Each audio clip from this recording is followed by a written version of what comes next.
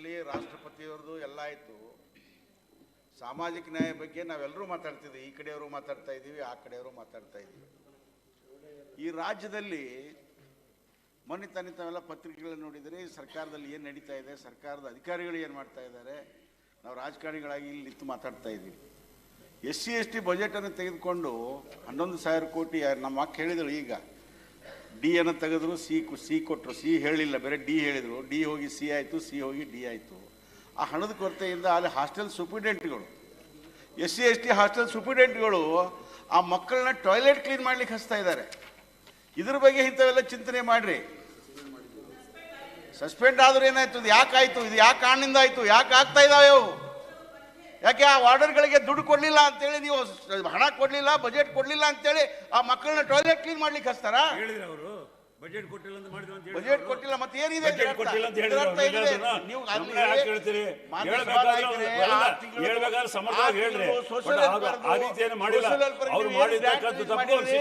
ಆ ಜಿಲ್ಲೆಯಲ್ಲಿ ಆ ಹಾಸ್ಟೆಲ್ದಲ್ಲಿ ನಡೆದಿರ್ತಕ್ಕಂಥ ಘಟನೆಗೆ ಅವರು ಹಣ ಕೊಟ್ಟಿದ್ದಾರೆ ಇಲ್ಲ ಅನ್ನೋದು ಡಿಸ್ಟ್ರಿಕ್ಟ್ ಸೋಷಿಯಲ್ ವೆಲ್ಫೇರ್ ಆಫೀಸ್ ಕಡೆಯಿಂದ ಮಾಹಿತಿ ತಗೊಂಡು ನೀವು ಮಾತಾಡಿ. ಏನ್ ನಡೀತಾ ಇದೆ ದಲಿತರ ಮೇಲೆ ದೌರ್ಜನ್ಯ, ದಲಿತ ಮಕ್ಕಳ ಮೇಲೆ ಯಾಕೆ? ಪಾಪ ಅವರು ದೇವ್ರ ಮಕ್ಕಳು, ಆ ದೇವ್ರ ಮಕ್ಕಳು, ದಲಿತರ ಮಕ್ಕಳು ಅಂದ್ರೆ ದೇವ್ರ ಮಕ್ಕಳು. ಈ ರೀತಿ ಆಗ ಅನ್ಯಾಯ ಬಾರದು. ಎಲ್ಲರೂ ಸುನಿಲ್ ಒಂದು ನಿಮಿಷ ಸರ್, ಒಂದು ನಿಮಿಷ. ಹೇಳಿದ್ರು ಯಾರು ಸಹ ಹೇಳಿರ್ಲಿಲ್ಲ ರಾಮನಾಥ್ ಕೋವಿಂದ್ ಅವ್ರ ಬಗ್ಗೆ ಅಂತ ಹೇಳಿದ್ರು. ಸರಿ, ಅದು ತಿಳ್ಕೊಳ್ಳಿ, ವಿಚಾರ ತಿಳ್ಕೊಳ್ಳಿ, ಆಮೇಲೆ ಈ ಸದನಕ್ಕೆ ಬಂದು ಉತ್ತರ ಕೊಡ್ಲಿ. ದ್ರೌಪದಿ ಮುರ್ಮು ಅವ್ರನ್ನ ಮೊನ್ನೆ ನಡೆದಂತ ಅಯೋಧ್ಯದಲ್ಲಿ ಯಾಕೆ ಕರ್ಸಿರ್ಲಿಲ್ಲ? ಹೊಸ ಪಾರ್ಲಿಮೆಂಟ್ ಭವನನ ಉದ್ಘಾಟನೆ ಮಾಡ್ಲಿಕ್ಕೆ ಯಾಕೆ ಕರ್ಸಿಲ್ಲ? She is the custodian of the constitution. Parliament ನ ಅವ್ರ ಮುಖ್ಯಸ್ಥರು, ಅವ್ರು ಬಂದು ಭಾಷಣ ಮಾಡಿದ್ಮೇಲೆ ಮುಂದೆ ನಡೀತಕ್ಕಂಥದ್ದು. ಅವ್ರನ್ನೇ ಕರೆಸಲಿಲ್ಲ ಅಂತ ಹೇಳಿದಾಗ ದ್ರೌಪದಿ ಮುರ್ಮು ಅವ್ರಿಗೆ ಆಗಿರ್ತಕ್ಕಂಥದ್ದು ನೀವು ಕೊಪ್ಪಳಿಗೂ ಮಾಡಿದ ಎಲ್ಲವೂ ಸಹ ಒಂದೇ, ಏನು ಬದಲಾವಣೆ ಆಗಿಲ್ಲ.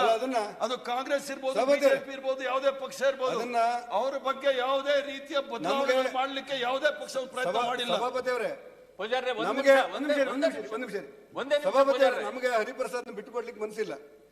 ಬೇಕಿದ್ರೆ ರಾಜ್ಯಸಭಾ ಸದಸ್ಯರಾಗಿ ಪ್ರಧಾನಿ ಹತ್ರ ಕೇಳಿ. ನಮಗವ್ರನ್ನ ಬಿಟ್ಕೊಡ್ಲಿಕ್ಕೆ ಮನಸ್ಸಿಲ್ಲ. ಇಲ್ಲಿ ರಾಜ್ಯಸಭಾ ಸದಸ್ಯರಾಗಿ ಪ್ರಧಾನಿ ಹತ್ರ ಕೇಳಿ ಸಮರ್ಪಕವಾದ ಉತ್ತರ ಸಿಗುತ್ತೆ ಅನ್ನೋದು ನನ್ನ ಭಾವನೆ. ಸಭಾಪತಿಯವರೇ, ನನ್ನ ಕೇಳಿರೋ ಪ್ರಶ್ನೆ ಯಾರು ಕೇಳೇ ಇಲ್ಲ. ನೀವು ಪ್ರಧಾನಿ ಅವ್ರನ್ನ ಅಲ್ಲ ಕೇಳಿದೆ, ಹೇಳಿದೆ. ಇದನ್ನು ಒಂದ್ಸತಿ ಕೇಳಬೇಕಂತ ಆಸೆ ಉಂಟು ನಮಗೆ. ಸಮರ್ಪಕವಾದ ಉತ್ತರ ಸಿಗುತ್ತೆ ನಿಮ್ಗಲ್ಲಿ. ಸಭಾಪತಿಯವರೇ, ಪೂಜಾರ್ರೆ ಒಂದು ನಿಮಿಷ ಕೊಡಿ, ಒಂದು ನಿಮಿಷ. ಮಾನ್ಯ ಸಭಾಪತಿಗಳೇ, ಸದನದಲ್ಲಿ ಅಸ್ಪೃಶ್ಯತೆಯ ವಿಚಾರ ಪ್ರಸ್ತಾಪ ಆಯಿತು. ಇಲ್ಲಿ ನೀವು ಪ್ರಧಾನಮಂತ್ರಿಗಳಿಗಾಯ್ತಾ, ಪ್ರೆಸಿಡೆಂಟ್ ಆಫ್ ಇಂಡಿಯಾಗಾಯ್ತಾ ಪ್ರಶ್ನೆ ಅಲ್ಲ. ನಮ್ಮ ರಾಜ್ಯದಲ್ಲೂ ಕೂಡ ಗೊಲ್ಲರಹಟ್ಟಿ ಅಂತಕ್ಕಂಥದ್ದು ಈ ತುಮಕೂರು ಜಿಲ್ಲೆಯಲ್ಲಿ ಬರ್ತದೆ, ಪಾವಗಡ ತಾಲೂಕಿನಲ್ಲಿ. ನಮ್ಮ ಮಂತ್ರಿಗಳು ಊರು ಒಳಗಡೆ ಹೋಗ್ಲಿಕ್ಕೂ ಕೂಡ ಅಲ್ಲಿ ಬಿಡಲಿಲ್ಲ. ಇದು ದೇಶದ ಪರಿಸ್ಥಿತಿ ಇದೆ. ಅದೇನಾದರೂ ಇರಲಿ, ಆದರೆ ಇದು ಸಾರ್ವಜನಿಕವಾಗಿ ಮನಸ್ಥಿತಿಗಳು ಬದಲಾಗಬೇಕು.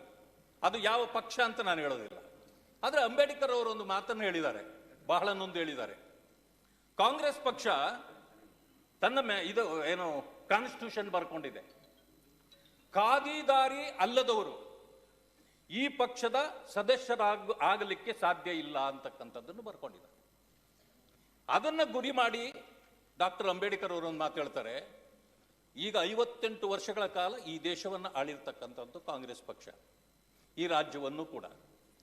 ಅಂಬೇಡ್ಕರ್ ಅವರು ಮನನೊಂದು ಹೇಳ್ತಾರೆ, ಅದರ ಜೊತೆಯಲ್ಲಿ ಅಸ್ಪೃಶ್ಯತೆ ಆಚರಣೆ ಮಾಡ್ತಕ್ಕಂಥ ಯಾವುದೇ ವ್ಯಕ್ತಿ ನಮ್ಮ ಪಕ್ಷದ ಸದಸ್ಯನಾಗಲಿಕ್ಕೆ ಯೋಗ್ಯನಲ್ಲ ಅಂತ ಬರ್ಕೊಂಡಿದ್ದಿದ್ರೆ ಇಷ್ಟೊತ್ತಿಗೆ ಅಸ್ಪೃಶ್ಯತೆನೇ ಈ ರಾಜ್ಯದಲ್ಲಿ ಅಥವಾ ದೇಶದಲ್ಲಿ ಇರ್ತಿರಲಿಲ್ಲ ಅಂತಕ್ಕಂಥ ಮಾತನ್ನು ಅವ್ರು ಹೇಳಿದ್ದಾರೆ. ಅದನ್ನು ಕೂಡ ಒಪ್ಪಬೇಕು. ಆದರೆ ನಾನು ಹೇಳ್ತಕ್ಕಂಥದ್ದು ಇದು ಮನಸ್ಥಿತಿಗಳ ಪ್ರಶ್ನೆ. ಇದು ಯಾರು ಇವತ್ತು ಅನುಭವಿಸ್ತಾರೆ ಅಸ್ಪೃಶ್ಯತೆಯನ್ನ, ಹೊಸ ಚಪ್ಪಲಿ ಅಥವಾ ಹೊಸ ಶೂ ತಗೊಂಡಾಗ ನಾವು ಕಾಲ್ಗೆ ಹಾಕ್ಕೊಳ್ತೀವಿ, ಅದು ಒಂದೊಂದು ಸಾರಿ ಕಚ್ಚಿಬಿಡ್ತದೆ, ಉಣ್ಣಾಗ್ತದೆ.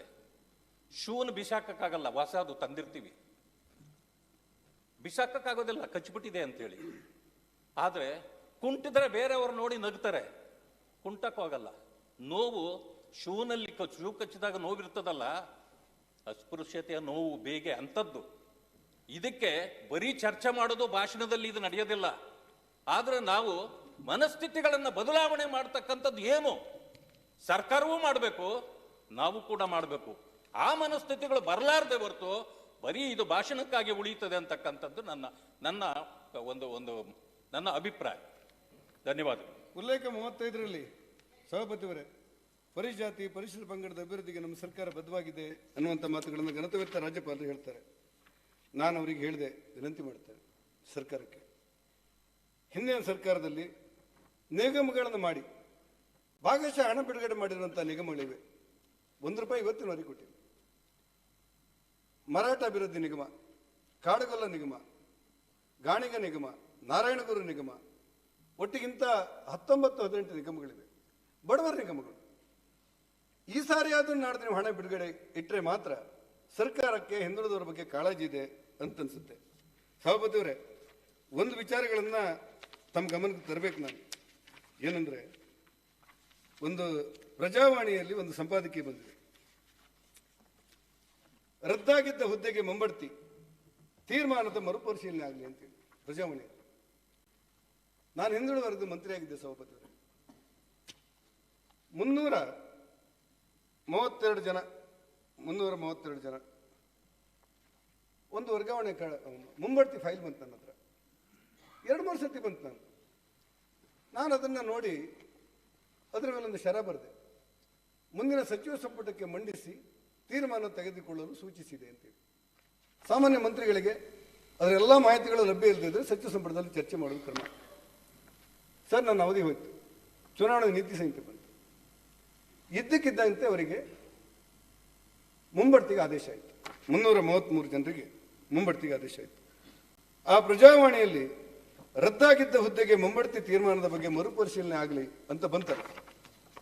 ನಾನು 10 ಸಾರಿ ಇಲಾಖೆ ಹೇಳಿದೆ, ನೋಡಿ, ರದ್ದಾದ ಹುದ್ದೆಗೆ ಮುಂಬಡ್ತಿ, ಹಿಂದುಳಿದ ವರ್ಗ ಇಲಾಖೆ 312 ನಿಲಯ ಪಾಲಕರ ಮುಂಬಡ್ತಿ, ರದ್ದಾದ ಹುದ್ದೆಗೆ ಮುಂಬಡ್ತಿ ತನಿಖೆ ಮಾಡಿ ಅಂತ ಹೇಳಿದೆ. ತನಿಖೆ ಮಾಡಿಲ್ಲ. ಯಾರೋ KITಗೆ ಹೋದ್ರು.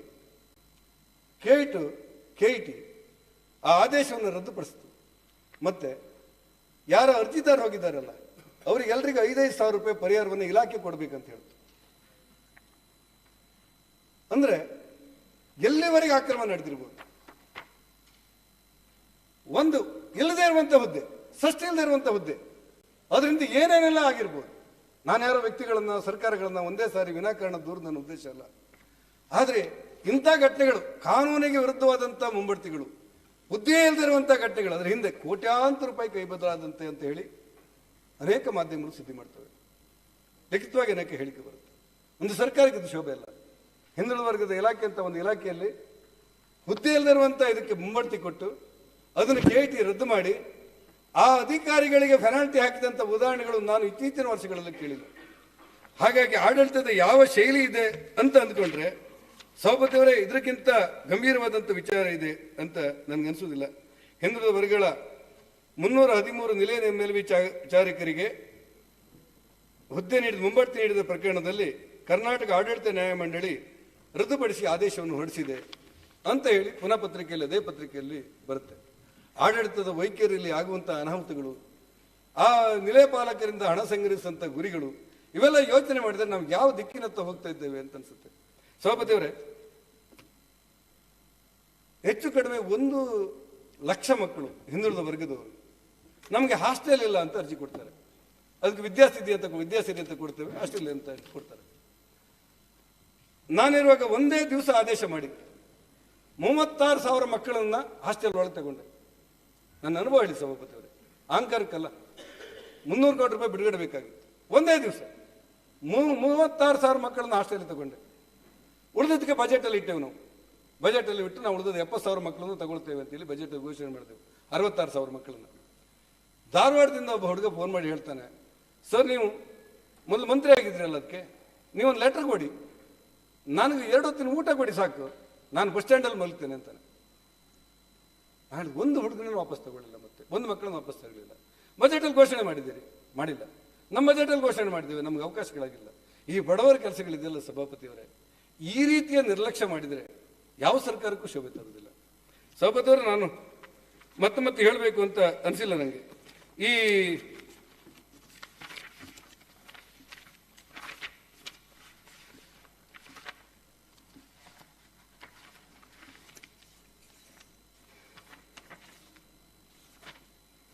ಸಭಾಪತಿಯವರೇ, ಚುನಾವಣೆ ನೀತಿ ಸಂಹಿತೆಯ ಸಮಸ್ಯೆಗಳು ಇವತ್ತು ನಮ್ಮನ್ನೆಲ್ಲ ಕಾಡುತ್ತೆ.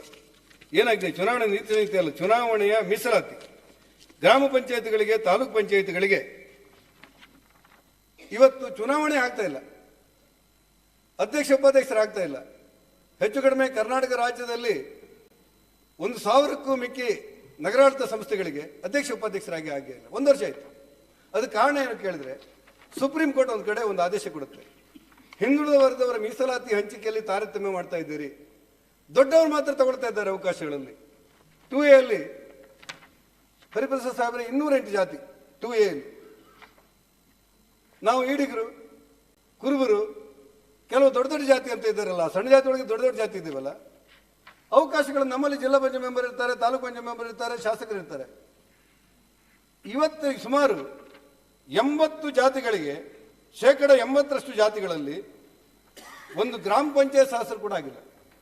ಅದಕ್ಕೋಸ್ಕರ ಸುಪ್ರೀಂ ಕೋರ್ಟ್ ಒಂದು ಆದೇಶ ಕೊಡುತ್ತೆ, ಈ ಹಂಚಿಕೆ ಸರಿಯಲ್ಲ, ನಿಮ್ಮದು ಜಾತಿ ಜನಗಣತಿ ಮಾಡಿ, ಯಾವ್ಯಾವ ಜಾತಿ ಪ್ರಕಾರ ರೋಸ್ಟರ್ ಮಾಡಿ ನೀವು ಮೀಸಲಾತಿಯನ್ನು ಮಾಡಬೇಕು ಅಂತ ಹೇಳುತ್ತೆ. ಅದಕ್ಕೋಸ್ಕರ ಈ ತಾಲೂಕು ಪಂಚಾಯತ್, ಜಿಲ್ಲಾ ಪಂಚಾಯತ್ ಚುನಾವಣೆಗಳೆಲ್ಲ ಮುಂದೋಗಿರುವುದು ನಿಮಗೂ ಗೊತ್ತು. ಇದಕ್ಕೆ ಭಕ್ತವತ್ಸಲ ಅಂತೇಳಿ ಒಂದು ಆಯೋಗವನ್ನು ನಾವು ಮಾಡಿರ್ತೇವೆ ಸರ್ಕಾರದಲ್ಲಿ, ಬೊಮ್ಮಾಯಿ ಸರ್ಕಾರ ಇರುವಾಗ. ಆ ಆಯೋಗದವರು 5 ಶಿಫಾರಸುಗಳನ್ನು ಮಾಡಿರ್ತಾರೆ. ಆ 5 ವರ್ಗೀಕರಣ ಮಾಡಿ, ಹಿಂದುಳಿದವರು, ಅತಿ ಹಿಂದುಳಿದವರು, 802 ಜಾತಿಗಳು, 60ಕ್ಕೂ ಹೆಚ್ಚು ಸಣ್ಣ ಸಣ್ಣ ಜಾತಿಗಳು, ಈ ಸುಮಾರು 600 ಜಾತಿಗಳಲ್ಲಿ ಒಂದು ತಾಲೂಕು ಪಂಚಾಯತ್ ಸದಸ್ಯರು ಇಲ್ಲ ಅನ್ನುವಂಥ ಅಂಕಿಅಂಶಗಳ ಆಧಾರದಲ್ಲಿ 5 ವರ್ಗೀಕರಣ ಮಾಡಿ, ಆ 5 ವರ್ಗೀಕರಣದ ಮೂಲಕ ಚುನಾವಣೆ ನಡೆಸಿ ಅಂತೇಳಿ ಆದೇಶ ಕೊಡ್ತಾರೆ. ಸಭಾಪತಿಯವರ ಸರ್ಕಾರ ಸಚಿವ ಸಂಪುಟ ತಗೊಂಡು ಬಂದು ಏನು ಮಾಡಿದೆ ಅಂತ ಹೇಳಿದ್ರೆ, ಅದನ್ನು 2ರನ್ನು ಮಾತ್ರ ಒಪ್ಪುತ್ತೆ, ಉಳಿದೆಲ್ಲವನ್ನು ನಿರ್ಲಕ್ಷ್ಯ ಮಾಡುತ್ತೆ. ಸಣ್ಣ ಸಣ್ಣ ಸಮುದಾಯಗಳಿಗೆ ಸರ್ಕಾರ ಎಚ್ಚರ ವಹಿಸಿ ತನ್ನ ನಿರ್ಧಾರವನ್ನು ಪುನರ್ ಪರಿಶೀಲನೆ ಮಾಡದೇ ಇದ್ರೆ, ನ್ಯಾಯಮೂರ್ತಿ ಭಕ್ತವತ್ಸಲ ವರದಿಯನ್ನು ಸಂಪೂರ್ಣವಾಗಿ ಅನುಷ್ಠಾನ ಮಾಡದೇ ಇದ್ರೆ, 80 ಜಾತಿಗಳಲ್ಲಿ ಇತಿಹಾಸದಲ್ಲಿ ಒಂದು ಗ್ರಾಮ ಪಂಚಾಯತ್ ಸದಸ್ಯ ಕೂಡ ಇಲ್ಲ. 80 ಜಾತಿಗಳಲ್ಲಿ ಭಕ್ತವತ್ಸಲ ಆಯೋಗದ ವರದಿ ಹೇಳುತ್ತೆ, 4 ವರ್ಗೀಕರಣ ಮಾಡಿದ್ದೇನೆ, ಆ ವರ್ಗೀಕರಣ ಆಧಾರದಲ್ಲಿ ಒಂದೊಂದು ಜಾತಿಯವರಿಗೆ ಇಂತಿಷ್ಟು ಅಂತ ಕೊಟ್ಬಿಡಿ ನೀವು, ಇನ್ನು 10 ವರ್ಷಗಳ ನಂತರ ಆದರೂ ಕೂಡ ಎಲ್ಲ ಒಂದು ಜಾತಿಯವ. ಸರ್, ದಕ್ಕಲಿಗರಂತೇಳಿ ಇದರಲ್ಲಿ ಚಿತ್ರದುರ್ಗದಲ್ಲಿ ಒಂದು ಜಾತಿ ಇದೆ ಸರ್, ದಕ್ಕಲಿಗರಂತ. ಇಡೀ ಕರ್ನಾಟಕದಲ್ಲಿ ಅವ್ರ ಸಂಖ್ಯೆ ಇರುವುದೇ 1300, ಸಂಖ್ಯೆ ಇರೋದೇ 1300. ಅದರಲ್ಲಿ ಒಬ್ಬ ಹುಡುಗ MBA ಮಾಡಿದ್ದಾನೆ, ನಮ್ಮ ಹುಡುಗ MBA ಮಾಡಿದ್ದೇನೆ ಅಂತೇಳಿ ಅವ್ರದ್ದೊಂದು ಮೆರವಣಿಗೆ. ಎಂತ ಅವಸ್ಥೆ ಸರ್. ಯಾವುದೋ ಒಂದು ಕಡೆ ಹೋಗಿದ್ದೆ ಸರ್, ನನ್ಗೆ ನೆನ್ಪುಂಟು, ಆದರೂ ತಮ್ಮ ಸಮಕ್ಷಮದಲ್ಲಿ ಹೇಳಲಿಕ್ಕೆ ಒಂದು ಮಿತಿ ಬೇಕಲ್ಲ. ಯಾರದಾದ್ರೂ ನಾವು ಮಂತ್ರಿಗಳು ಹೋಗಿ ಜಾತಿ ಯಾವುದಂತ ತಾವು ಹೇಳಿದ್ರಿ 87 ಸಮಾಜ ಇದೆ ಅಂತ ಹೇಳಿ. ಒಟ್ಟು ಕಾಯಕ ಸಮಾಜ 197 ಜಾತಿಗಳಿರ್ತಕ್ಕಂಥ 2A ವರ್ಗದಲ್ಲಿ, ಅದರಲ್ಲಿ 10 ಜಾತಿಯವರು, ಕುರುಬರು, ಈಡಿಗರು, ಉಪ್ಪಾರರು, ಯಾದವರು ಅನ್ಕೊಂಡು 10 ಜಾತಿ ಮಾತ್ರ ಸೌಲಭ್ಯಗಳನ್ನ ತಗೊಂಡಿದ್ದಾರೆ. ಬಾಕಿಯವರು ಎಲ್ಲರೂ ಸಹ ಹೊರಗಡೆ ಇದ್ದಾರೆ. ಅದಕ್ಕೋಸ್ಕರ ನಾವೆಲ್ಲರೂ ಸಹ ಪ್ರಯತ್ನ ಮಾಡಬೇಕಾಗತ್ತೆ. ಅದರಿಂದ ತಾವು ಹೇಳೋದು ನಿಜ. ಆದರೆ ಈ 197 ಜಾತಿಗೆ ಮೊದಲನೇ ಬಾರಿಗೆ ಏನಾದರೂ ಅವಕಾಶ ಕೊಟ್ಟಿದ್ರೆ, ಅದು ದೇವರಾಜ ಅರಸರವರು ಹಾವನೂರು ಕಮಿಷನ್ ಮಾಡಿ ಅವಕಾಶ ಮಾಡಿಕೊಟ್ರು, ಅದು ಅಲ್ಲಿಗೆ ನಿಂತೋಯ್ತು. ಅದರಿಂದ ತಾವು 87ಕ್ಕೆ ನಿಲ್ಲಿಸಬೇಡಿ, 197ವರೆಗೂ ಕರ್ಕೊಂಡು ಹೋಗಿ. ಮತ್ತೆ ಈ ಪರಿಶಿಷ್ಟ ಜಾತಿ, ಪರಿಶಿಷ್ಟ ಪಂಗಡ ಅಂತ ಹೇಳ್ತಿರಲ್ಲ, ಶೆಡ್ಯೂಲ್ ಕಾಸ್ಟಲ್ಲಿ 101 ಜಾತಿಗಳಿದೆ. ಅದರಲ್ಲೂ ಸಹ 10 ಜಾತಿ ಮೇಲೆ ಯಾರಿಗೂ ಸಹ ಅವಕಾಶಗಳು ಸಿಕ್ಕಿಲ್ಲ. ಆದ್ರಿಂದ ಅವಕಾಶ ವಂಚಿತ ಸಮಾಜ ಬಹಳ ದೊಡ್ಡದಾಗಿರ್ತಕ್ಕಂಥ ಬಹುಸಂಖ್ಯಾತರಿದ್ದಾರೆ. ಅದಕ್ಕೆ ಆ ನಿಟ್ಟಿನಲ್ಲಿ ಏನು ಮಾಡಬೇಕು ಅನ್ನೋದು ಸಹ ಸ್ವಲ್ಪ ನಾನು ಹೇಳ್ತಾ ಇರೋದು ಅದೇ ಅಲ್ಲ.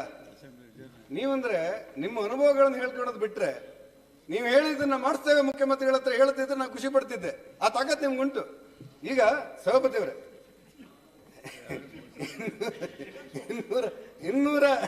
802 ಜಾತಿ ಮತ್ತು ಉಪಜಾತಿಗಳ ಪೈಕಿ 600ಕ್ಕೂ ಹೆಚ್ಚು ಸಣ್ಣ ಸಣ್ಣ ಜಾತಿಗಳಿಗೆ ಜಾತಿಗೊಬ್ಬ ಗ್ರಾಮ ಪಂಚಾಯತ್ ಸದಸ್ಯನ ಅವಕಾಶವೂ ಆಗಿರಲಿಲ್ಲ ಎಂಬುದನ್ನು ಅಂಕಿಅಂಶಗಳ ಸಹಿತ ಬೊಟ್ಟು ಮಾಡಿ ಭಕ್ತವತ್ಸಲ ಆಯೋಗ ತೋರಿಸಿದೆ. 4 ಗುಂಪುಗಳಾಗಿ ಹಿಂದುಳಿದ ಜಾತಿಗಳನ್ನು ವರ್ಗೀಕರಿಸಿ ಮೀಸಲಾತಿ ನೀಡುವ ಪ್ರಸ್ತಾಪವನ್ನು ಸಿದ್ದರಾಮಯ್ಯ ರಾಜ್ಯ ಸರ್ಕಾರ ಸಾರಾಸಗಟಾಗಿ ತಿರಸ್ಕರಿಸಿದ್ರಿಂದ ಸಣ್ಣ ಮತ್ತು ಅತಿ ಸಣ್ಣ ಅಲೆಮಾರಿ ಸಮುದಾಯಗಳಿಗೆ ಸಿಗುವ ಅವಕಾಶದ ಬಾಗಿಲನ್ನು ಶಾಶ್ವತವಾಗಿ ಮುಚ್ಚಿದಂತಾಗಿದೆ.